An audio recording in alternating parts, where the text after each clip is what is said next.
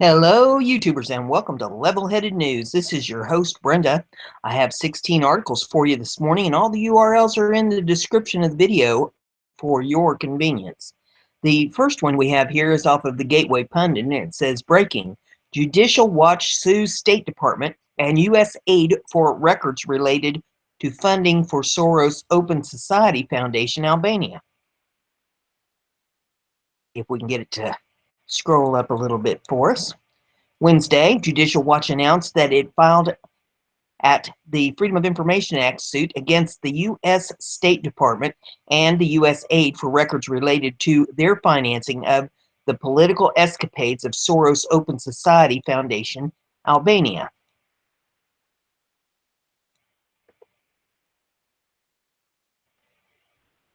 And the hamster's trying to get it up here a little higher on the page for me.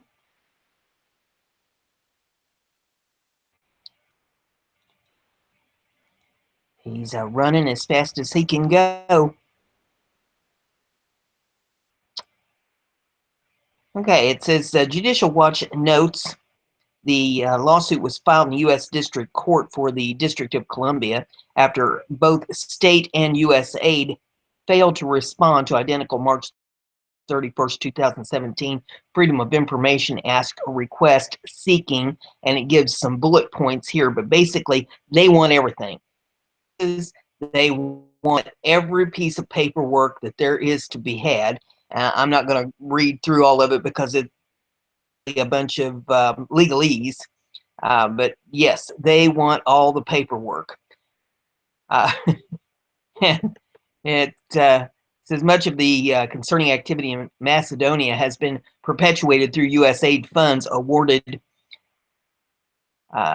to implement the entities such as George Soros Open Society as the recipient of the multiple grant awards and serving as the U.S. aid contractor implementing projects in this small nation of 2.1 million people. Our taxpayer-funded foreign aid goes far, allowing Foundation Open Society Macedonia to push a progressive agenda and invigorate the political left.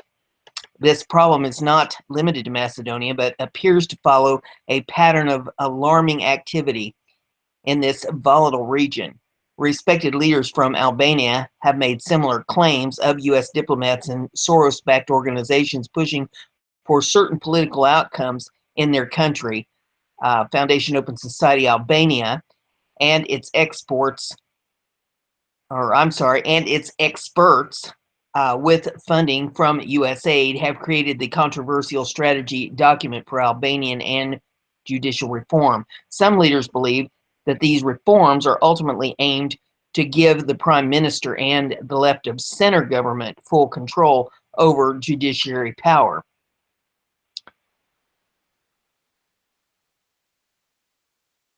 Waiting for the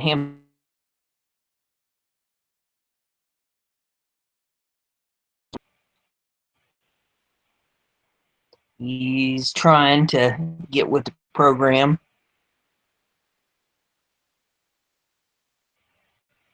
Fox News reported back in August of 2016, new leaked emails and other files from George Soros' web of organizations are shedding light on the liberal power brokers' extensive influence in political and diplomatic affairs. One email chain shows the Wall Street titan in 2011 personally wrote then Secretary of State Hillary Clinton urging intervention in Albania's political unrest.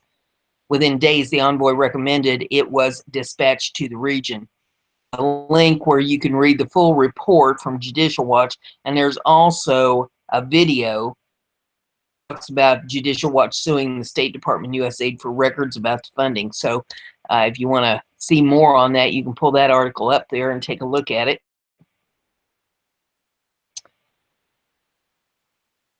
Get the hamster to move on to the next article. This is off of truthfeed.com.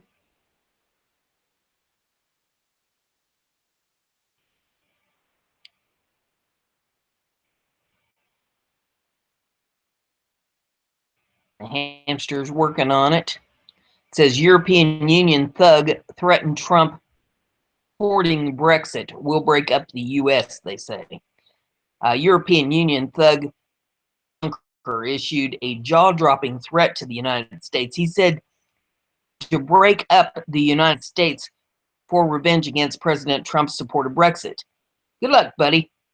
This may have worked with Obama, but Trump's U.S. does not take orders from the European Union and won't be intimidated.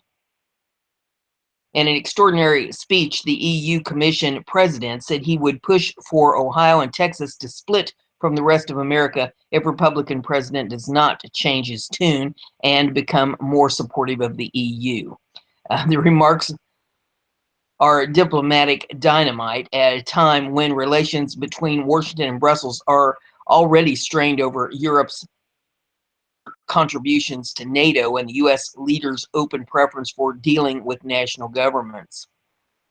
And there is video of this idiot if you want to pull it up and take a look at that. Article is off of Breitbart.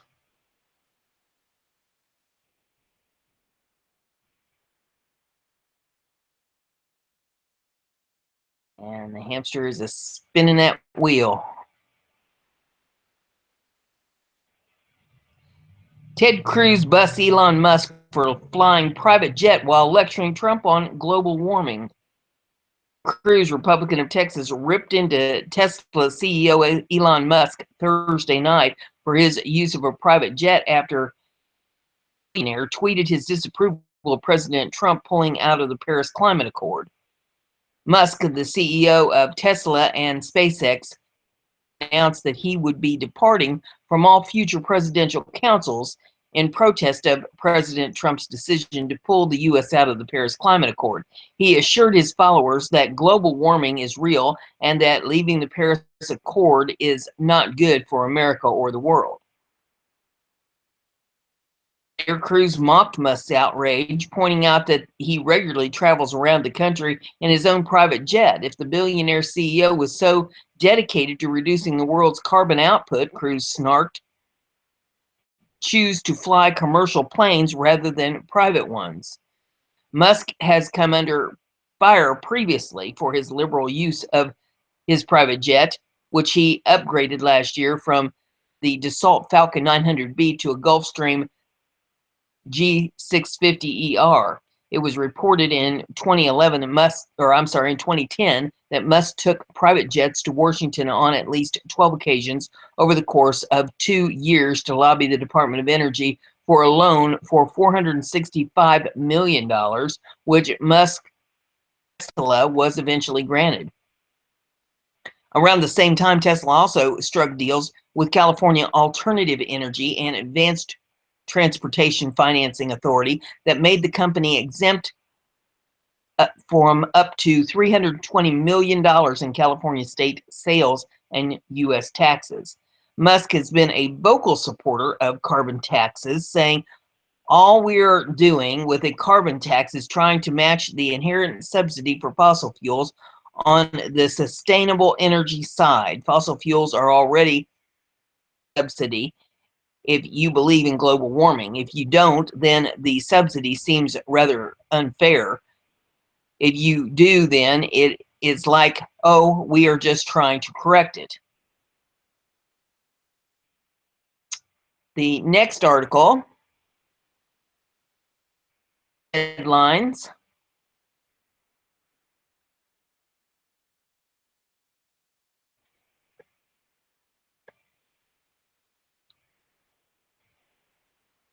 It says CEO, oh no, wait a minute. Wrong story. Okay, Democrats to circumvent Trump's Paris decision. Let's see. Democratic officials have vowed to implement the goals of the Paris Climate Agreement despite President Donald Trump's decision to withdraw from the accord on Thursday. New York City Mayor Bill de Blasio vowed to issue an executive order soon to honor the goals of the Paris Accord, which is to keep the future global warming below 2 degrees Celsius. On behalf of the people of New York City and alongside mayors across the country, I am committing to honor the goals of the Paris Agreement with the executive order in the coming days, so our city can remain a home for generations to come, de Blasio said in a statement on Thursday. Bill Peduto also vowed to follow the guidelines of the Paris Agreement, although he gave no specifics. He put out a tweet that says, as the mayor of Pittsburgh, I can assure you that we will follow the guidelines of the Paris Agreement for our economy and future. Democratic governors of California, New York, and Washington also announced the creation of the United States Climate Alliance. Governors Jerry Brown, Andrew Cuomo, and Jay meet the Paris Agreement goals. We will not ignore the science and reality of climate change, which is why I'm also signing an executive order confirming New York's leadership role in protecting our citizens, our environment, and our planet, Cuomo said. If the president is going to be AWOL in this profoundly important human endeavor, then California and other states will step up, Brown said. It is part of what former Vice President Al Gore is calling the clean energy revolution that would be crippled by pulling out of the Paris Climate Agreement, Gore said. No single person can stop the revolution. That apparently needs a lot of political, that apparently needs a lot of political will to further.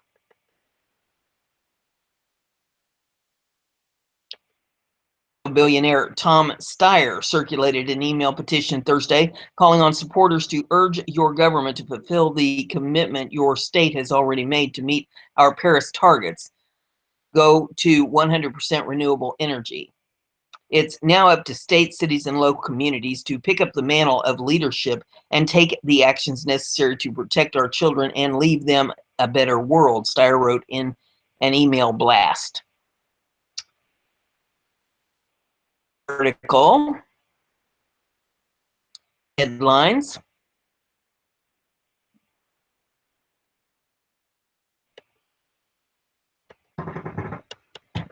And the hamster's getting it here.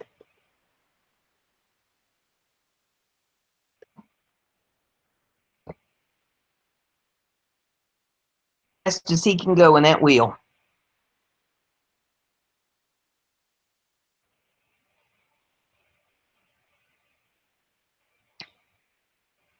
Conservative members of Congress praise Trump dump of the Paris deal.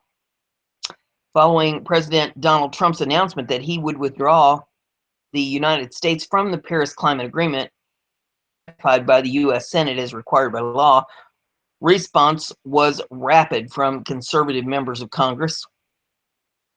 Senator Mike Enzi, Republican of Wyoming, said, I applaud President Trump for making the decision to withdraw the United States from the Paris Climate Agreement. Administration to join the agreement without any input from Congress was disingenuous and irresponsible. The Constitution requires the Senate to advise and consent to any treaty made by the President. The Paris Agreement demanded too much from our country, while letting others, such as China and India, off the hook for years. It was a bad deal for America. Representative Thomas Massey, Republican of Kentucky, says there is no way to meet the level of CO2 emissions that President Obama signed up for in the Paris Climate Accord without drastically raising the price of energy on every consumer in the United States and hurting our economy. Pulling out of this agreement was the smart thing to do, and I applaud President Trump on his decision. Representative Liz Cheney says, I strongly support President Trump's decision to withdraw from the Paris Climate Agreement. This agreement imposed emission standards that would have devastated America's fossil fuel industry with no measurable impact on the climate. The agreement was based on flawed science, and its purpose was to kill our coal industry. We must continue our efforts to roll back disastrous policies such as the Clean Power Plan and other components of the Obama-era war on fossil fuels that have resulted in more regulation, higher costs, and government control of our energy sector in Wyoming and across America. Representative Paul Gosar, Republican of Arizona, chairman of the Congressional Western Caucus, said, I am thrilled by President Trump's withdrawal from the Paris Climate Agreement. It is high time that we do away with this unconstitutional treaty negotiated by former President Obama. Withdrawing from the agreement shows the American people and the world that follows through on his promises and puts America first, ringing up with a price tag of nearly $1 trillion a year to reduce the average global temperature by 1/3 of 1 degree is bad investment, defied common sense with embarrassing returns. Representative Steve Pierce, Republican of New Mexico, chimed in, and so did Representative Brian Babin, Republican of Texas, Representative Louis, Republican of Texas, Representative Andy Biggs, Republican of Arizona, Representative Blaine Leckenmeyer, Missouri, all chimed in, agreeing that getting out of the Paris Climate Agreement was the best thing to do. They've all got statements here in that article if you would like to pull those up and read those for yourself. Is off of BizPack Review.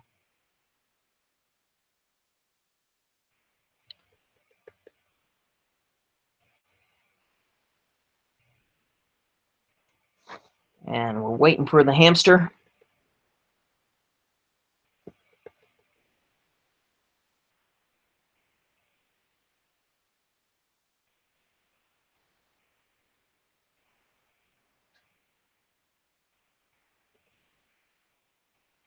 Well, I guess I'll have to give him a little shove. Okay, it says, you can't tell me to stop. Like clockwork, CNN panel goes completely off the rails. Pull out. Man, I cannot understand how in the world they think that dollars that's not going to significantly decrease the warming of the planet is a good idea. I just can't understand the mentality on that. But hey, things, I guess. Let's see what this has to say. If we can get the hamster to pull it up here for me a little bit. CNN discussion about the Paris Agreement went off the rails Thursday after panelists got into an epic shouting match. I'm waiting for it to scroll up a little bit more here.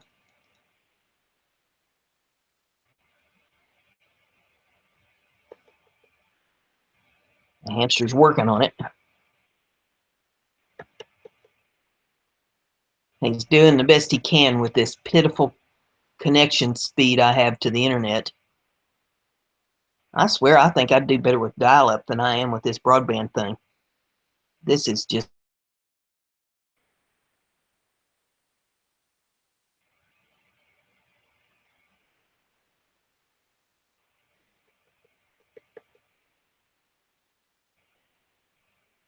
Well, he's trying to spin that wheel.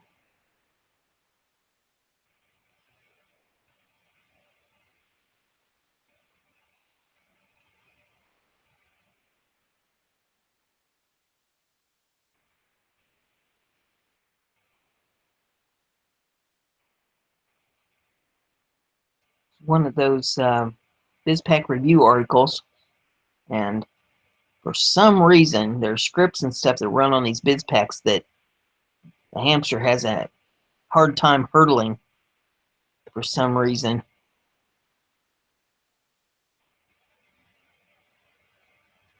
Well, I'll tell you what, if he's going to have such that rough time with it, maybe we'll just move on to the next article. This one's in the description of the video if you want to pull it up and read that for yourself. Again, the title was, "You Can't Tell Me to Stop. Like Clockwork, CNN panel goes completely off the rails over the Paris pullout." Just move on to the next article and see if you'll have any better luck with it. It's another BizPack, but we'll see. Ann Coulter's hilarious plan for unhinged liberals after Paris withdrawal is nothing short of brilliant. Despite being one of his earliest and most passionate supporters, conservative author, columnist, and pundit has been enamored with some of President Trump's latest moves, particularly his Syria strike and the agreement to the latest budget deal that, among other things, left out funding for the border wall. But the president's bold withdrawal from the Paris Climate Accord, a move that is bound to boost the economy and, better still, is giving the left conniption fits, might just have Coulter back on the Trump train, at least for now. And she had the perfect tweet to relate her feelings. She said, Trump's decision on the Paris Accord is lefties everywhere shitting bricks. Now, if they could just shit some rebar, we would be building the wall. Sounds like a plan indeed. The left is definitely shitting bricks, so the rebar would just be icing on the cake. Naturally, Coulter's tweet drew some strong responses. There's a bunch of tweets here. One says, Ann Coulter, this is so good, Ann. Love your tweets dearly, my friend. Thank you for all your hard work and dedication for we the people. Another one says, Ann Coulter, liberals getting pummeled or conservatives getting back what was stolen anyway. And there's a whole big list of those if you want to pull them up and read those for yourself. The next one is off of Liberty Writers.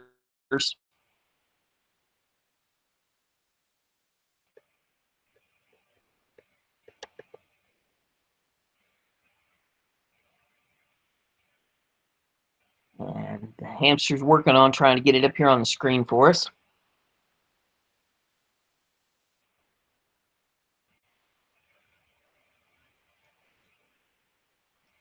James Clapper flips first. What he told Trump is a smoking gun on the Russian conspiracy.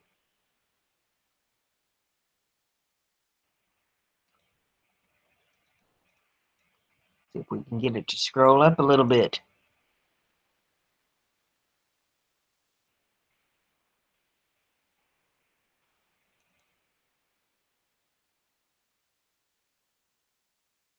Wheel is spinning.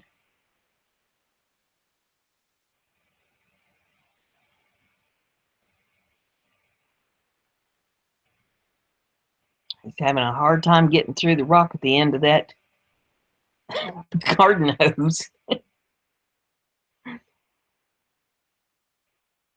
My goodness gracious. Here he goes. It's starting to move slowly but surely now.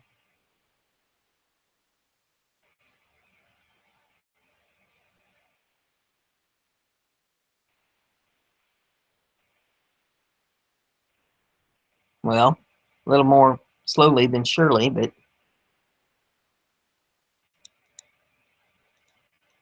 okay, it's starting to break loose a little bit here. In an interview on Tuesday, former Director of National Intelligence James Clapper told CNN's Chris Como something that is going to piss off every liberal in this country. Voter want to cheer. Get ready to see this. And there's a video here that you can pull up to take a look at it. It says, you heard that right. James Clapper just said that there is no direct evidence of political collusion between Trump and the Russians. He said the same thing on NBC. Clapper confirmed this again, no direct evidence of political collusion. Como demanded a clarification because use you and those words as an example of the premise, which is there's nothing there. And you can watch the full video in this if you want to, but Clapper says, well, I wouldn't go so far as to say that, but I would also have to say that with specific response to, with my goodness, my tongue's tied, with specific respect to the issue of collusion, as I've said before, I've testified to this effect. I saw no direct evidence of political collusion between the campaign and the Trump campaign. Russians. Como says, now clarify that point. And Clapper says, that's not to say that there wasn't any, but I just didn't see evidence of it before I left. The media is not covering this. The former CIA director now said on TV multiple times that there is no proof of Russian collusion. The next article, Western journalism.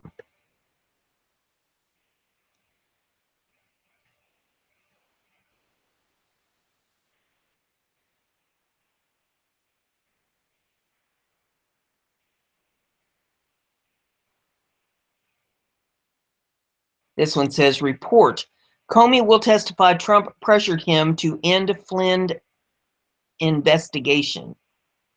Former FBI Director James Comey reported plans to testify before the Senate Intelligence Committee that President Donald Trump pressured him to end the Russian investigation into former National Security Advisor Michael Flynn. CNN reported Wednesday a source close to the issue conveyed that no date had been set for the public testimony, but it may be as soon as next week. Comey has spoken privately with special counsel Robert Mueller III to work out the parameters for his testimony to ensure there are no legal entanglements as a result of his public account to the news outlet. Representative Pete King, Republican of New York, who is a member of the House Select Committee on Intelligence, said that if Comey believed Trump was pressuring him to end the FBI investigation, rather than just expressing his hope or desire, the director had a legal duty at that time to report the matter. We do know from press accounts that there was ambiguity, there we go, about the conversation. If this was was as serious as it is now being made out to be, why has Director Comey been so silent for the last 2 months? King said on Fox News. King said Comey, who had just testified before both the House and Senate Intelligence Committees at the end of April, had an obligation to report that if it did occur. That by Lord have mercy. King also said acting FBI Director Andrew McCabe had just recently testified before the Senate. There have been no attempts by the White House to impede the Russian investigation. Senator Marco Rubio, Republican of Florida, asked McCabe on May the 11th, has the dismissal of Mr. Comey in any way impeded, interrupted, stopped, or negatively impacted any of the work, any of the investigations, or any ongoing projects at the Federal Bureau of Investigation? McCabe responded, as you know, Senator, the work of the men and women of the FBI continues despite any changes in circumstances, any decisions. There has been no effort to impede our investigation to date. I don't believe any effort by Trump to get Comey to end the Flynn investigation constitutes an obstruction of justice and therefore grounds for impeachment. Constitutional scholars Jonathan Turley argued in an op-ed published by The Hill earlier this month that the New York Times reported a Comey memo chronicling a February meeting when Trump allegedly asked the former FBI director to end the Flynn investigation, even if true, is not grounds for impeachment. The case for obstruction of justice is awfully thin soup. He argued whether it is a memorandum for record or a diary entry, one-sided accounts of conversations generally fall short of compelling evidence with this type of history of tension between the two men. Some commentators seem to be alleging criminal conduct in the office or calling for impeachment before Trump completed the words oath of office, Turley said. Not surprisingly, within minutes of the New York Times report of supposed Comey memo, the response was a chorus of breathless gotcha announcements. But this memo is neither the Pentagon Papers nor the Washington Watergate tapes. Indeed, it raises as many questions for Comey as it does Trump in terms of the alleged underlying conduct. He added, demands more than what Comey reportedly describes in his memo. There are dozens of different variations of obstruction charges ranging from threatening witnesses to influencing jurors. None would fit this case. The next article is off of Newsmax.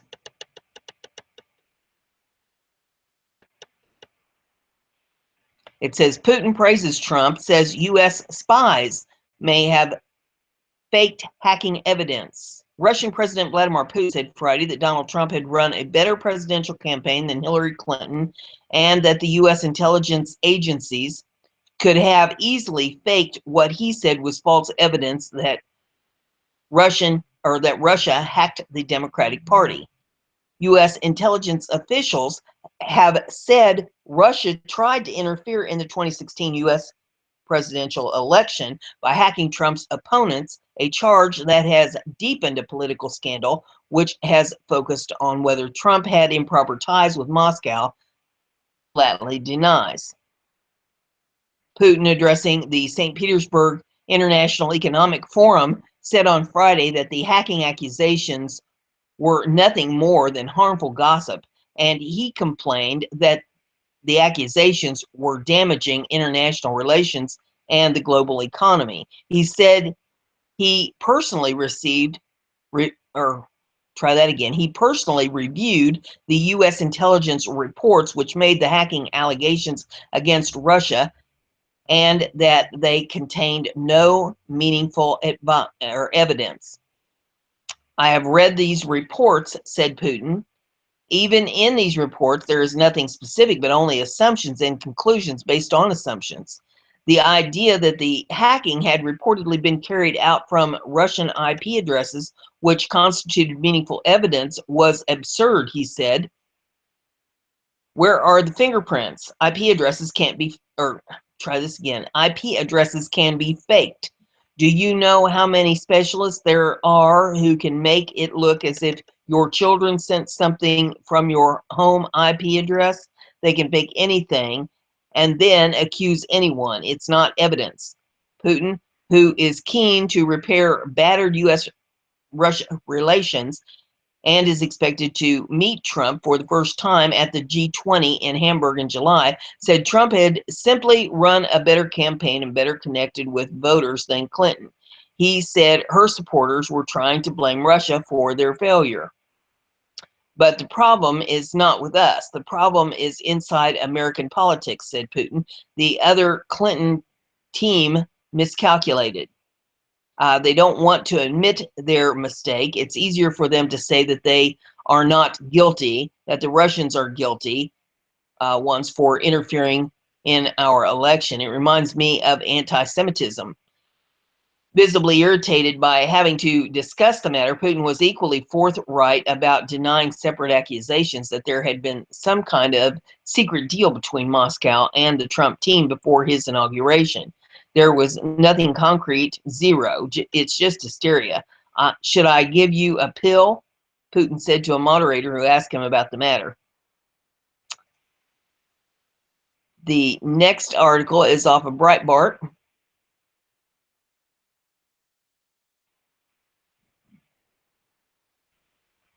Says Trump administration makes plea to Supreme Court to let travel ban take effect.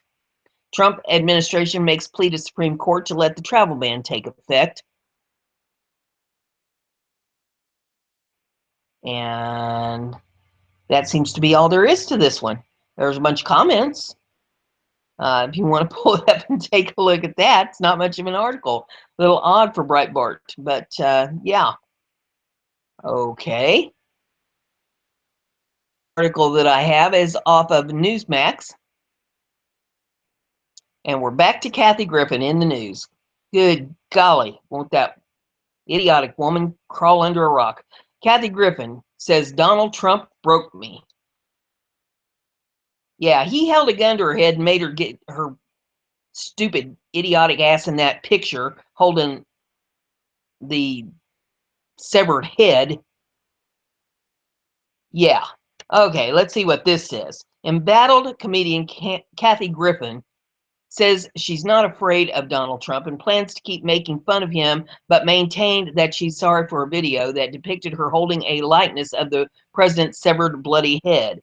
At a rambling press conference Friday, Griffin cheerfully predicted her career is over and said, "Trump broke me." Since the video was posted Tuesday, she's lost her job co-hosting CNN's New Year's Eve special and had 5 comedy shows canceled. Trump First Lady, Melania Trump, and Donald Trump Jr. have publicly criticized the video.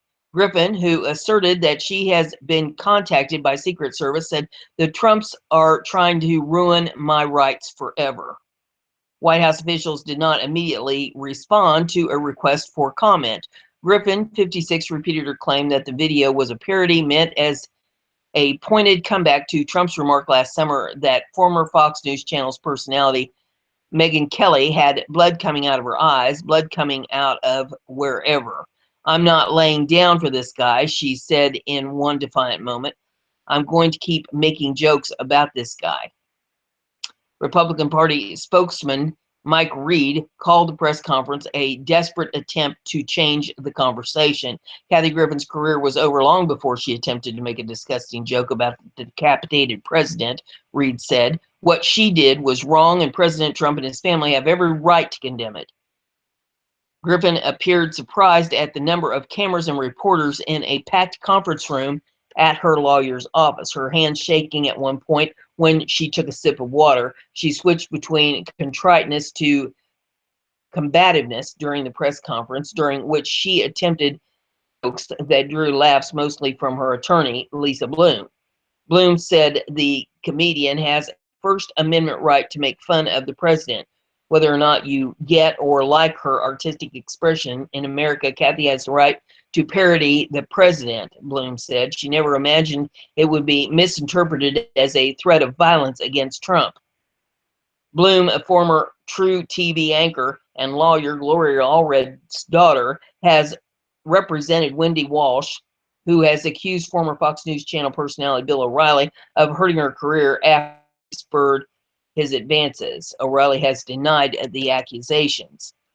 Backlash against Griffin has continued to grow. Griffin said 5 of her performances have been canceled this week. Venues in New Jersey, New York, New Mexico, and Pennsylvania upcoming shows. The Arts Theater in Williamsport, Pennsylvania, posted on its website that the show had been dropped due to the recent controversy surrounding Kathy Griffin and the concern for the safety and security of our patrons and staff. Senator Al Franken also disinvited Griffin from an event promoting his new book, Giant of the Senate. After hearing from many Minnesotans who were rightfully offended, I've come to the conclusion that it would be best for her not to participate in the event we had previously scheduled, the Minnesota Democrat said Thursday, a day after he had said she was still welcome. "I understand why Minnesotans are upset by this, and I take that very seriously." He said what Griffin did was inappropriate and not something that should be anywhere in our national discourse. An endorsement deal with Squatty Potty also ended. Though Griffin apologized within hours of the images appearing online Tuesday, they were met with swift and widespread condemnation. Trump later tweeted that Griffin should be ashamed of herself for posting the images. New Jersey Governor Chris Christie on Thursday called Griffin disgusting and said the photo was completely outrageous. The comic has faced controversies before for her abrasive humor, but none as widespread as the one generated by Tuesday's images.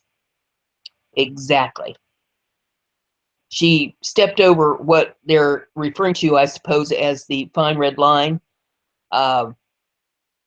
I mean, there are just some things, some lines you don't cross. There are some things you don't do, and you don't do anything that would depict anything that would be threatening the President of the United States. She has no respect for herself. She has no respect for the government of this nation. Not only should her career be flushed down the toilet where it surely is going, but she should be exiled from the country. I can't even think of a place to send her except perhaps to the center of the sun. That's how disgusted I am by her. The next article is off of BizPac Review.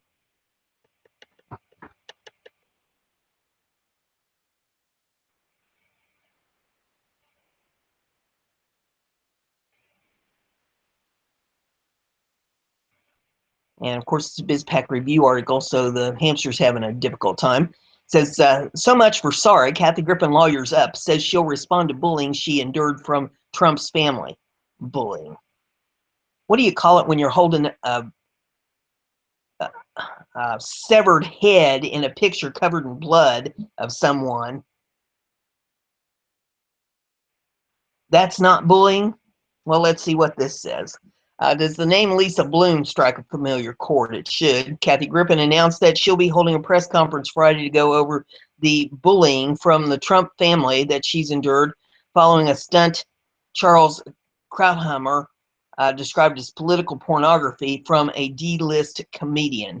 She'll be accompanied by her lawyer, Lisa Bloom, daughter of feminist attorney Gloria Allred, but who has made herself famous in her own right by having represented alleged victims at Fox News Channel, including threatening Jesse Waters for an alleged sexist remark towards Ivanka Trump. Her act of political pornography was to pose for a photograph where she held aloft a facsimile of President Donald Trump's bloodied severed head. At 9 a.m. press conference, Griffin will also attempt to explain the true motivation behind the image. See if we can get this to scroll up a little bit more here. Lisa Bloom put out a tweet saying, proud to announce that I represent Kathy Griffin. We will be holding a press conference tomorrow morning. Here's the details, and I already read you about that press conference. Well, Hampshire isn't wanting to scroll this up anymore, but I think we've got the basic gist of that one. Man, thinks she was bullied. Traumatizes an entire family, and not just any family, the first family of the United States, and she's being bullied. Did it ever occur to her that that was a bad idea before she did it? Next article's off Daily Mail. It says, there's a bunch of old white guys trying to silence me. Kathy Griffin breaks down in tears, claiming Trump family ruined her life as her lawyer scoffs at Reporn Barron was upset over severed head video. Kathy Griffin broke down in tears, speaking about the constant attacks from the public and members of the Trump family over the past few days. She said that she has been receiving constant death threats, which she describes as detailed and specific. Griffin, 56, who said that President Trump broke her and that she does not expect her career to recover from his family's attacks. She added that she will not back down from this fight, saying, I'm not afraid of Donald Trump. He is a bully. Said that the photo shoot was inspired by Megyn Kelly and the comment Trump made to then Fox News host about blood coming out of everywhere. It was also confirmed at the press conference that the Secret Service is investigating Griffin over the image. And then the article kind of goes on, but those are the high points of it. And there is some video in this if you want to pull it up and see the video. She is just absolutely disgusting. Yeah, she says she's being bullied by the Trumps, but what do you call it when you're holding a facsimile of the president's severed head covered in blood? I mean, for crying out loud. It's okay for her to do it. It's not okay for somebody to do it to her. Talk about a hypocrite. BizPac Review. Roseanne Barr shares what she'd do to Kathy Griffin if her grandsons were traumatized like Barron Trump. Wow. Actress Roseanne Barr weighed in on the vile Kathy Griffin video or photo of a beheaded President Donald Trump to offer what she would do if her two grandsons were subjected to the trauma the president's 11-year-old son endured. For those who've been hiding under a rock the past few days, young Barron Trump reportedly saw the doctored image of his father's severed head while watching TV and momentarily thought it was real. After noting that she has two grandsons Barron's age, Barr tweeted, "I would slap the F out of her." Or out of, well, try that again, out of any B or any prick who upset them. Trust me on that. Knowing Roseanne, as we all do, she'd probably do just that. Consequences be damned. She followed that zinger up with observation, tagging Charles Green, who goes by Angry Grandpa on Twitter. Angry Grandpa, don't you agree with me on this? We may browbeat them for being lazy, etc., but no one else better say any kind of shit on them. One thing is certain, with a few more timely observations like this, and Barr may just win her way back into the hearts of many Americans who came to shun her for her past antics. Here's a sampling of the responses from Twitter, and I'll read you a couple of them at random. One of them says, "What she said. Thank you for saying it like so many of us who wish we were brave enough to do so. Rock on." Another one says, "I rarely agree with you, but on this, we agree 200%. And there's a bunch more if you want to pull them up and read them for yourself. The final article I have for you this morning is off of Liberty Writers, and it says, "Debbie Wasserman Schultz just flipped out. What she did will bring down the Democratic Party." Wow.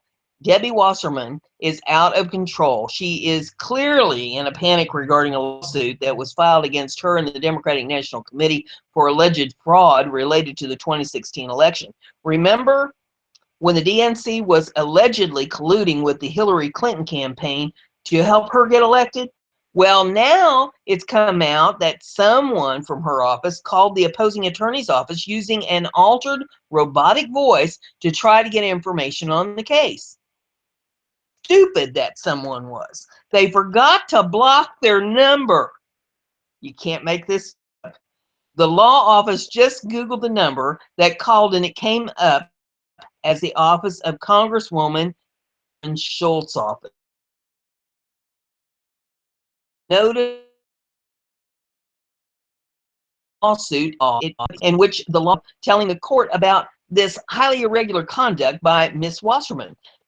See, as an attorney, I can tell you that lawyers aren't allowed to speak to represented opposing parties in a lawsuit, which is why this caller disguised her voice so she could subversively get information she could not otherwise obtain. Luckily, the secretary that answered the call knew to only provide information that was already public. This congresswoman is highly suspect, isn't she? She just thinks she's above the law, and I wonder who's in that with her. Interesting that the mainstream media is ignoring this story, isn't it? But certainly not surprising. The Democrats think their party is above reproach, but the truth will come out eventually. And you can help by getting this story out and shared everywhere. That's all I have for you this morning. All this intrigue and idiocy that's going on in the world. If you like what I'm doing here, give it a thumbs up. Be sure you subscribe. That way you're going to stay informed, and pass it around so everybody gets to hear the news.